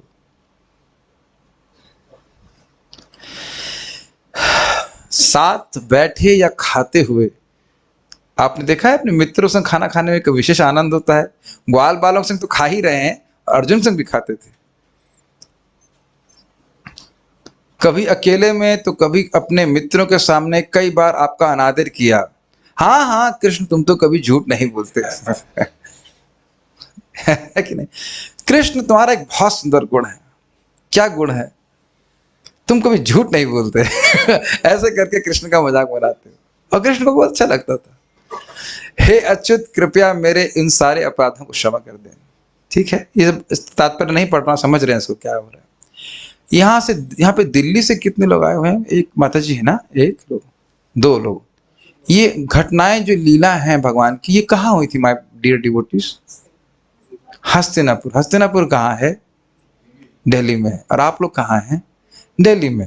तो ये नहीं सोच रहे थे कि आप लोग भगवान के धाम में नहीं हैं। हस्तिनापुर में रहकर भगवान ने बहुत लीला करी है कि नहीं? अब वो अलग बात है कि अब लीला का स्वरूप चेंज हो गया है। वहां जो लीला चल रही है वो भगवान की लीला से मिलती जुलती नहीं है, लेकिन वहां भी लीला स्थली रही है भगवान की। वहां भी खूब भगवान परिभ्रमण किए, सुने ना हस्तिनापुर में जी। हाँ, अब तो ये आपने दो एग्जाम्पल सुनिए कि मथुरा में वात्सल रस कैसे शिथिल हो जाता है। फिर आपने सुना कि साक्ष्य रस कैसे शिथिल हो जाता है। अब मधुर रस को देखिए। कृष्ण यदि रुक्मिणी रे कैला परिहास, कृष्ण छाड़ी बे न जानी रुक्मिण हैला त्रास। कृष्ण ने जब रुक्मिणी से परिहास किया तो रुक्मिणी को लगा कि कृष्ण मुझे छोड़ देंगे, यह जान करके रुक्मिणी को बहुत त्रास हुआ। ये क्या श्लोक है? हाँ, हुआ यह था कि एक बार भगवान कृष्ण केवल परिहास करने के लिए रुक्मिणी को बोलते हैं कि मुझे लगता है तुमने गलती करी, तुमने क्यों मुझसे शादी करी? कितने राजा तुमसे शादी करना चाहते थे, और देखो शिशुपाल की तुम शादी कर लेती तो वह तो तुम्हारा सेवक ही बन जाता यही शब्द है, वह तुम्हारा सेवक ही बन जाता। तुमने मुझसे क्यों शादी कर ली? और देखो मैंने तुमसे शादी तुमसे प्रेम करने के लिए नहीं करी, देखो कितना बुरा लगा होगा। कैसा भगवान जो है परीक्षा लेते हैं। तुमसे प्रेम करता हूं ऐसे नहीं है, वो तो मैंने केवल रुक्मी और शिशुपाल को सबक सिखाने के लिए शादी किया, ऐसा नहीं। भगवान रुक्मिणी से बहुत प्रेम करते हैं, ये इस प्रकार से बोल रहे हैं। और उस समय रुक्मिणी माता की स्थिति क्या थी? उनके पौत्र भी हो चुके थे, यानी बेटा हुआ प्रद्युम्न और प्रद्युम्न का बेटा हो गया अनिरुद्ध, दादी बन गई हैं और उनको बोल रहे हैं कि, और ध्यान ना हो कि दादी मतलब बुढ़ी नहीं हुई है, नवयौवना ही है। लेकिन बोल रहे हैं कि अच्छा होता कि तुम किसी से शादी कर लेते। अभी भी टाइम गया नहीं है, बताओ कितना बुरा लगेगा। अभी भी टाइम गया नहीं है, तुम चाहो तो किसी से और से शादी कर सकती हो। और इतना, और ये सुनी तो माता रुक्मिणी जो है सोचे कृष्ण तो मुझे छोड़ देंगे, तो वहीं बेहोश हो गई। तो इससे पहले वो गिरी नहीं थी, ऐसे बताते थे केले के पेड़ को काट दीजिए, ऐसे वो धम्म से गिरे तो गिरने वाली, तो तुरंत कृष्ण उनको चतुर्भुज रूप होकर के उनको थाम लेते हैं, उनके बालों को सहारते हैं, फिर उनको उठाते हैं, बस बस पानी का छिट्टा भी मारते हैं, स्मरण करके आ रहा है तो फिर उसके बाद रुक्मिणी जो है फिर उनकी एक एक बात का उत्तर देती हैं। सभी लोगों के लिए अच्छा होगा कि इस अध्याय को पढ़ने की, अध्याय का श्लोक है ये उसमें 60वां अध्याय है दशम स्कंद का, तो आप कृष्ण बुक से पढ़िएगा, बड़ा रोचक है। उसके बाद एक एक बात जो कृष्ण कहते हैं कि मैं योग्य नहीं था, उसका उत्तर माता रुक्मिणी देती है। तस्या सुदुख भय शोक विनष्ट बुद्धेर हस्ताछलत द्वलयतो व्यजनम पपात देहश्च विक्लवधियः सहसैव मुह्यन् रंभे ववात विहिता प्रविकीर्य केशान्। जब कृष्ण द्वारका में रुक्मिणी से परिहास कर रहे थे, तब वे दुख भय तथा शोक से संतप्त हो गईं, उनकी बुद्धि भी नष्ट हो गई थी। उन्होंने अपने हाथ की चूड़ियां गिरा दी और जिस पंखे से भगवान के पंखा जल रही थी वह भी गिर गया। उनके बाल बिखर गए और वे सहसा बेहोश होकर गिर पड़ी, मानो तेज हवा से केले का कोई वृक्ष गिर गया। तो गिर गई होंगी, फिर उठाया होगा कृष्ण, मैं स्मृति से बोल रहा था। तो यही बात बोल रहे हैं, इसमें मुझे व्याख्या करने की जरूरत नहीं है, बस वो उन्हें बोला कि आपको छोड़ देंगे, ये सुन करके ही वो बेहोश हो गया। केवल रशुद्ध प्रेम ऐश्वर्य न जाने, ऐश्वर्य देखे लियो निज संबंध से माने। लेकिन जो केवलार प्रेम है, शुद्ध प्रेम है, अमिश्रित प्रेम है, वह ऐश्वर्य को नहीं जानता। वो कृष्ण कितना भी ऐश्वर्य दिखाए, वो उसे अपना संबंध ही मानता है कि तो मेरा बेटा है, ये तो मेरा मित्र है, या मेरे प्रेमी है, यही दिखाते हैं।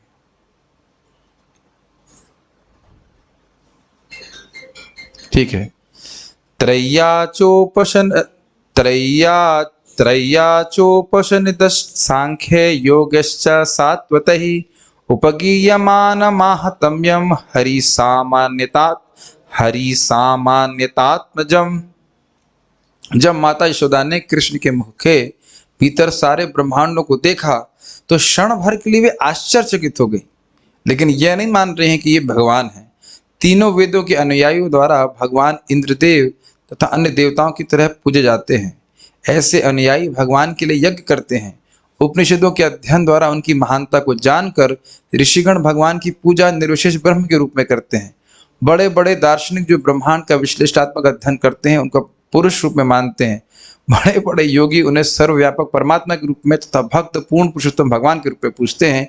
फिर भी माता यशोदा उन्हें अपने पुत्र के रूप में मानती हैं। तो कहने का आशय यह है कि सब लोग भगवान कृष्ण को बड़ा मानते हैं, भगवान मानते हैं, पर पूर्ण पुरुषोत्तम मानते हैं, लेकिन ऐश्वर्य प्रस्तुत करने के बाद भी माता यशोदा उनको अपना बेटा ही मानती है। यही सुना ना, ऐश्वर्य प्रस्तुत होने के बाद भी निज संबंध ही मानते हैं। ये कहने का क्यों, संबंध बहुत बड़ा है, संबंध बहुत बड़ा नहीं, सॉरी, प्रभाव है उसका, इतना अधिक प्रभाव है कि उसके सामने ऐश्वर्य उठ नहीं पाता है। ये कहने का आशय है। ठीक है। तीनों वेदों क्या अनुयायी, मतलब तीन वेद क्या है, 4 वेद होते हैं। अरे अभी सब छोड़ दीजिए, अभी हम खाली उधर उसकी व्याख्या नहीं कर रहे हैं, क्योंकि उधर हम उसकी बात अभी नहीं कर रहे हैं। मुझे उधर मत लेके जाओ। मैं खाली बात ये कर रहा हूँ कि जो वेद के अनुयायी हैं, जो भी आध्यात्मिक अनुशीलन कर रहे हैं, वो कृष्ण को भगवान मानते हैं। लेकिन माता यशोदा कितना भी ऐश्वर्य प्रस्तुत करें, वह भगवान नहीं मानेंगे। देखिए, ये सब श्लोक की व्याख्या जो प्रभुपाद अनुवाद किए हैं, वो टीका से लेकर के रख दी हैं, और इसलिए मैं जल्दी से कुछ व्याख्या नहीं कर सकता। वो अब श्लोक सामने रहेगा, उसकी टीका रहेगी, तो उसके हिसाब से मैं कुछ व्याख्या करूंगा। तो मेरा व्याख्या का प्रयोजन केवल इस रूप शिक्षा के संदर्भ में है। क्या संदर्भ है कि कितना भी भगवान ऐश्वर्य प्रस्तुत करें, गोकुल में कोई बस केवल अपना संबंधी जाना कि मेरे सखा हैं, ये मेरे बेटे हैं, ये मेरे प्रेमी हैं, बस, और कुछ नहीं। ये खाली कहने का आशय। 10-15 साल ही तो रुकना है, पढ़ा देंगे तो क्या घबरा रहे हो। एक टीका नहीं, 4-4, 5-5 टीका होंगे, तब तक सब अनुवाद हो चुका है। वैसे भी 33 अध्याय तक सारी टीका का अनुवाद हो चुका है। तैयार है ना आप लोग? हाँ, टीके रहे तो मैं भी और आप भी। तम मत्वात्मजम अव्यक्तम मर्त्यलिंगम अधोक्षजम गोपिकालु खले दामना बबंधम प्राकृतम यथा। अच्छा, इसी लीला स्थल पे जाने वाले हैं तो श्लोक सामने आ रहा है, अच्छा ही है। यद्यपि कृष्ण इंद्रिय अनुभूति से परे हैं तथा मनुष्यों के लिए अप्रकट हैं, किंतु वे भौतिक शरीरधारी मनुष्य का वेश धारण करते हैं। इस तरह माता यशोदा ने उन्हें अपना पुत्र माना और ओखली के एक रस्सी द्वारा भगवान कृष्ण को बांध दिया, मानो वे समान बालक हैं। स्पष्ट है, बेटा ही मानते हैं, इसके तात्पर्य को भी नहीं पढ़ रहे हैं। उवाह कृष्ण भगवान श्रीदामानं पराजितः वृषभम भद्रसेनस्तो प्रलंबो रोहिणी सुतम। याद आ रहा है, इसको हम पढ़ा चुके थे।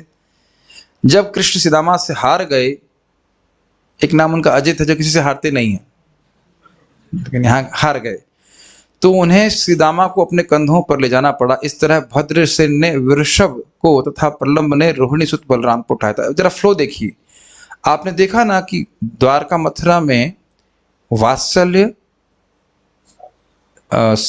साख्य, वात्सल्य और माधुर्य भी भगवान के ऐश्वर्य से प्रभावित होता है।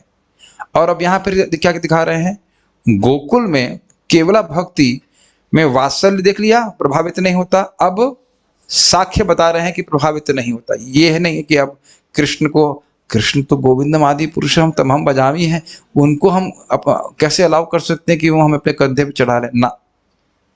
तो ये समझ में आ गया बात, ठीक है। कहानी कथा जानते तो मैं तात्पर्य नहीं पढ़ रहा हूं, क्योंकि प्रलंबासुर आया था उसको हम पढ़ा चुके हैं, तो उधर आप दोबारा इसको रिपीट नहीं कर रहे।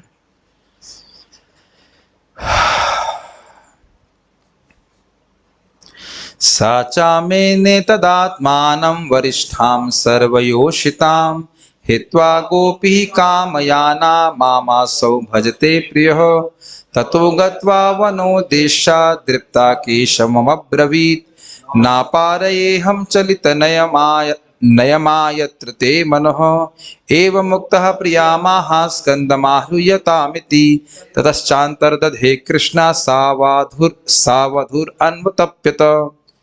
तो यहाँ पे बात हो रही है, हे प्रीतम कृष्ण, आप मेरी पूजा कर रहे हो और उन सारी गोपियों का साथ छोड़ रहे हो जो आपके साथ आनंद भोगना चाहती हैं। ऐसा सोचती हुई श्रीमती राधा रानी ने अपने आप को कृष्ण की सर्वाधिक प्रिय गोपी मान लिया। उन्हें गर्व हो गया था और कृष्ण के साथ उन्होंने रासलीला छोड़ दी थी। उन्होंने गहन वन में कहा, हे प्रिय कृष्ण, अब मैं और अधिक नहीं चल सकती, आप जहाँ चाहो मुझे ले चलो।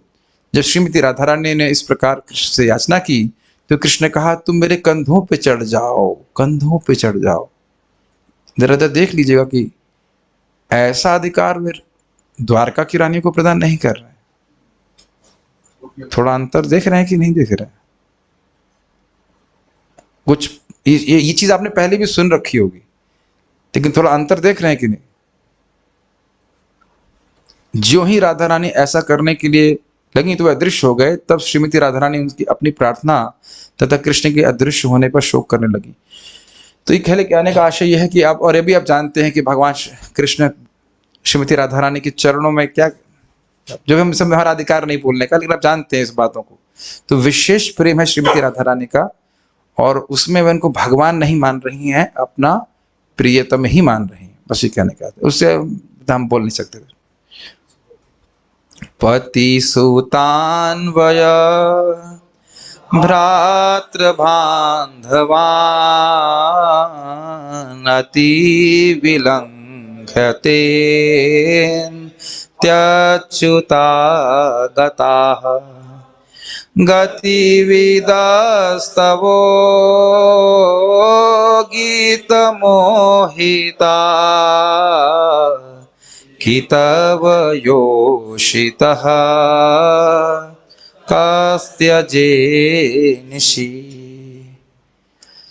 हे कृष्ण, हम सब अपनी पतियों, पुत्रों, परिवार, भाइयों तथा मित्रों के आदेशों की अवहेलना करके उनका साथ छोड़कर आपके पास आई हैं। आप हमारी इच्छाओं के विषय में सब कुछ जानते हैं।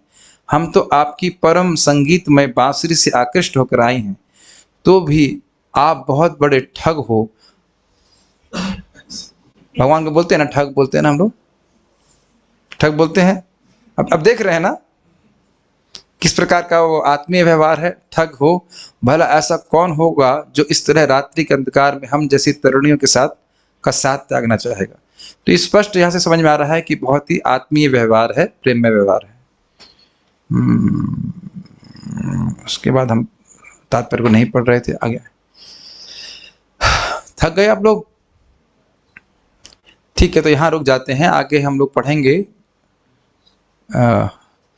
इसमें शांत रस की व्याख्या प्रभुपाद जी करेंगे और कुछ श्लोकों से उद्धृत किया जाएगा, तो उसको हम थोड़ा विषय चेंज हो रहा है। आपने बस ये देखा कि केवला भक्ति और ऐश्वर्य मिश्रित ज्ञान से जो भक्ति, उसमें अंतर क्या होता है, और उम्मीद है कि कुछ कुछ समझ में आएगा। कोई प्रश्न है इधर देखेंगे?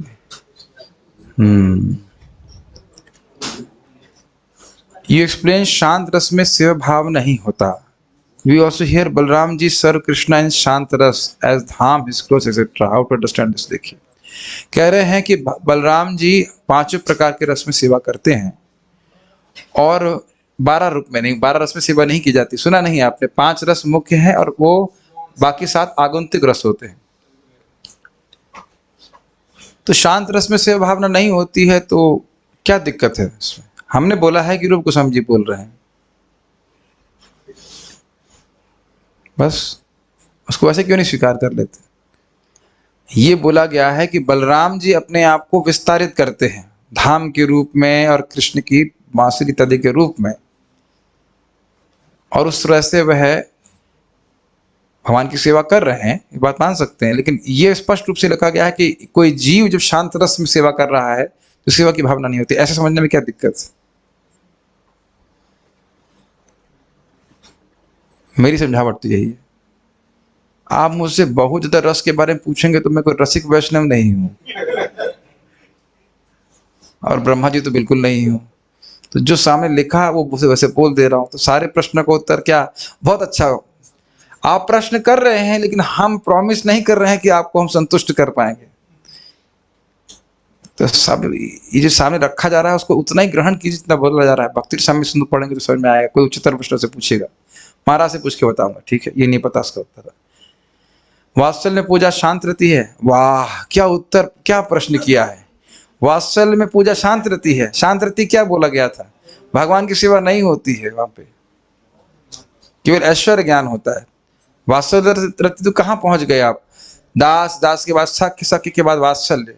वात्सल्य में प्रेम पूर्वक ऐसी सेवा होती है जैसे कृष्ण मेरे पुत्र हो इत्यादि।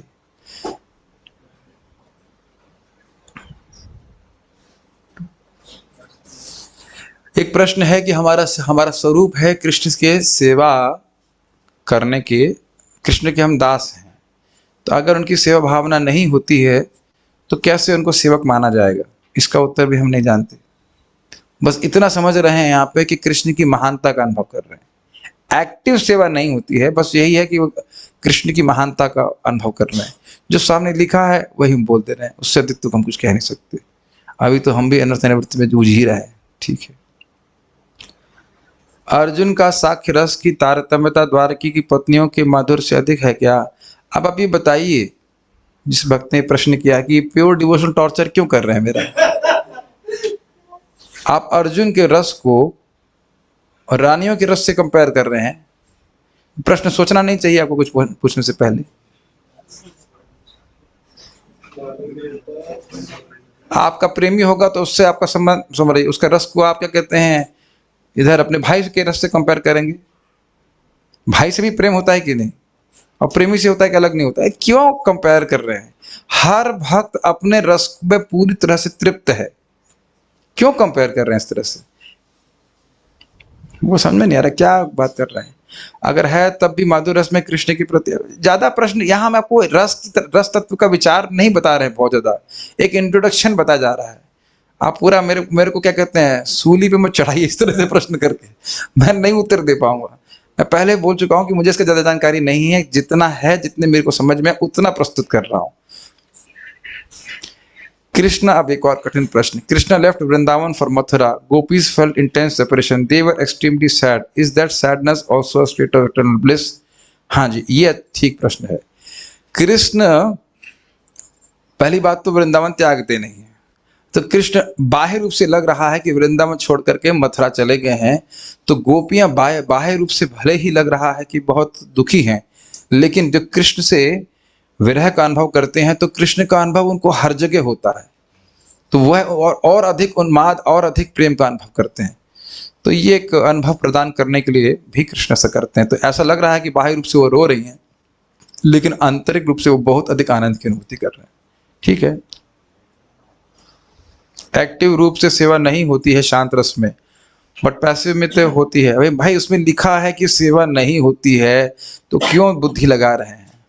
उसमें लिखा हुआ है कि आपके सामने श्लोक था कि नहीं, इसमें कृपया बुद्धि मत लगाइए।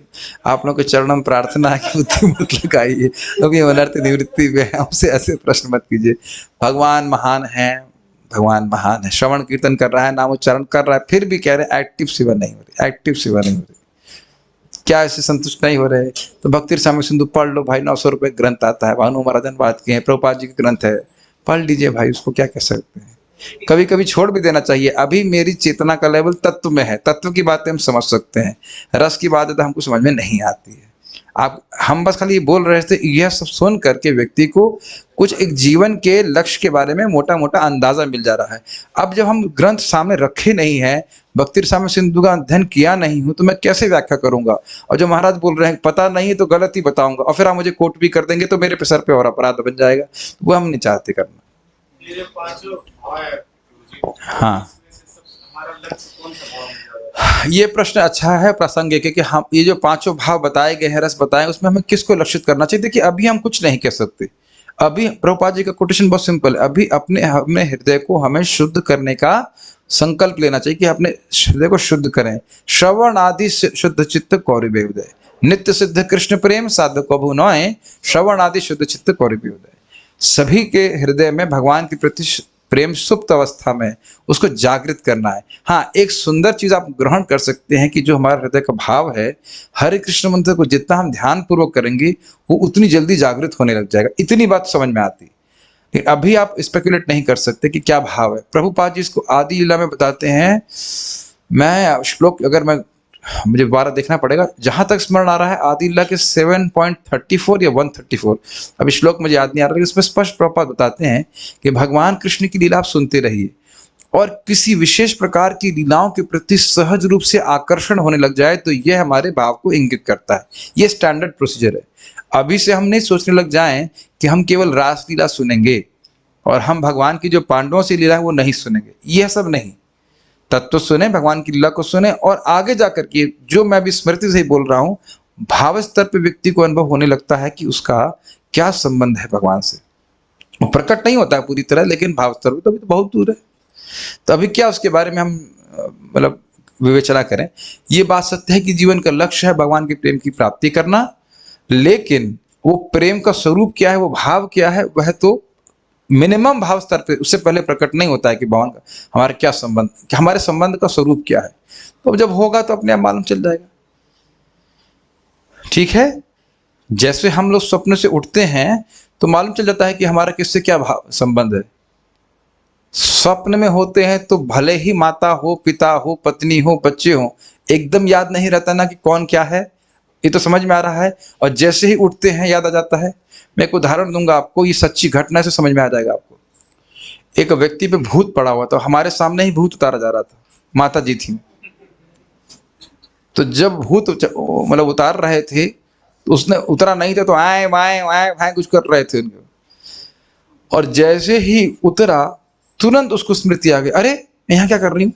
अरे तुरंत उसको शर्म भी आ गई कि देवर भी था, पति भी था, अन्य पुरुष भी थे, तो एकदम को शर्म भी आ गई। अरे मेरे बच्चे का क्या होगा। सारा क्या काम करना है, किससे क्या संबंध है, समझ में आ जाता है। लेकिन पिशाची चढ़ी हुई है चित्त के ऊपर, तो बगल में भी व्यक्ति बैठा हुआ है तो उसे कुछ याद नहीं रहता। कुछ समझ में आ रहा है उदाहरण से? पिशाची होइला मति छन्न होए, ये चैतन्य चरितामृत का श्लोक है कि पिशाची चढ़ जाती है तो मति बिल्कुल प्रच्छन्न हो जाती, समझ नहीं आ रहा कि मैं हूं कौन, मेरा क्या संबंध है भगवान कृष्ण से। लेकिन जब वैष्णव के संग में आकर हरे कृष्णा कृष्णा कृष्णा हरे हरे, हरे राम राम राम हरे हरे, इसका हम बड़ी गंभीरता से निरंतर जाप करते रहेंगे तो हरे कृष्ण मंत्र की कृपा से भगवान की लीला श्रवण इत्यादि के द्वारा हमारा हृदय शुद्ध होगा और धीरे धीरे अपना संबंध भगवान से समझ में आता है। तो अभी तो हमको बहुत मेहनत की जरूरत है, अभी तो बहुत सफाई करनी है। अरे दूर जाने की जरूरत नहीं है, रूम में टाइल लगी है, 3 दिन बाद सफाई के बाद अब साफ हो और अभी भी कालक लगी है इसमें। अभी आप साफ करेंगे फिर कुछ कचरा निकलेगा। तो 1 दिन की गंदगी को साफ करने में 3 दिन लगा है, और अनादिकाल से हमारा जो रूम कचरा भरा हुआ है। तो इसके लिए आज की क्लास का एक चीज आप जरूर सीख लीजिए, जब तक नियमित रूप से भक्ति नहीं करेंगे, भाव भक्ति भूल जाइए। भाव भक्ति तो बहुत बड़ी बात हो गई, निष्ठा पे भी नहीं पहुंच पाएंगे अगर नियमित रूप से भक्ति नहीं करेंगे। तो इसलिए चाहे अच्छा लगे चाहे बुरा लगे, रोज श्रवण कीर्तन करना। और उसमें सबसे बड़ा सहायता है भक्तों के संग की। भक्तों का संग रहेगा, एकदम ऐसे नाव होता है, ऐसे नदी का बहाव होता है, वैसे बहते चले जाएंगे और भगवान की भक्ति होती चली जाएगी। तो भक्तों के संग में नियमित रूप से भक्ति करते रहें तो देखेंगे जैसे जैसे कचरा साफ होगा, अपने आप समझ में आएगा कि भगवान से हमारा भाव क्या है, संबंध क्या है। आगे की बातों को हम कल सुनते चलेंगे। क्षमा कीजिएगा, मैं इधर बहुत अधिक व्याख्या इसलिए नहीं कर सकता क्योंकि ईमानदारी की बात है कि हमारा सामर्थ्य नहीं है। छूट क्यों बोले, है कि नहीं? तो और मैं ज्यादा व्याख्या करने के चक्कर में था भी नहीं, एक मतलब ओवरव्यू टाइप का कुछ देना चाह रहा था यहाँ पे। ठीक है, तो उम्मीद है कुछ कुछ समझ में आया होगा। हरे कृष्णा। श्रीमन